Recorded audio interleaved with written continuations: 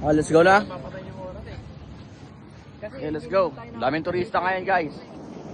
So, first time. Bumisita nga pala kami guys dito sa sa lupain ng sa ari-arian nitong boss namin. Bali, kailan mapapupunta sa ito? Ha? Kailan may ililipat sa pangalan mo?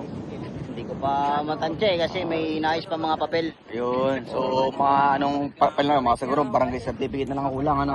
Barangay certificate, tas ID. ID na lang, yun na lang pa. Yun, guys, nakakita nyo. Yun na lang daw ang kailangan. Barangay certificate, tsaka ID na lang. Pwede na kayo pumunta dito. Ayun, pwede. Bali, Bisitahin niyo po dito. okay. Napakaganda dito. Ayun. Yung dagat kasi dito, yun nga lang, bawal paliguan syempre. Ayun yung dagat.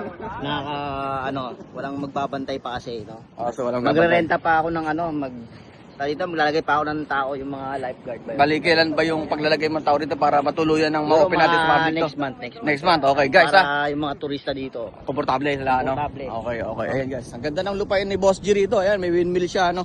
Bali tong isa, pinalagyan niya ng grasa, kaya medyo maitim ngayon, ano? Ano pa yan? Palyado pa po yan. Pre, ganda sana nito kung may drone ka, no? Yung isang windmill. Sa ko lilipat yung isang windmill, boss. Ito kasi palalagyan ko pa rin to yung diyan sa may Sa gitna? sa gitna ng dagat. No? Maganda-gandang project yan, boss. Maganda yung Oo. dating ng hangin. Maganda. Hindi kaya maka-apekto sa mga sa mga nilalang sa ilalim ng dagat. Hindi naman. Hindi naman siya Sa makaka-harm. totoo lang, may mga matitirahan pa sila doon sa ilalim noon. Maganda na, boss. Mga Yun, oh. talaba natin yan. May talabaw, kakapitan, tama. Double purpose pala yun. Yes. Yan, ganyan kagaling at ganyan kaganda mag-isip ang ating congressman. Congressman Gino Pamplada. Ano?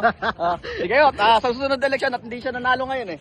Kaya bawi tayo next time. Okay, sige. Bye.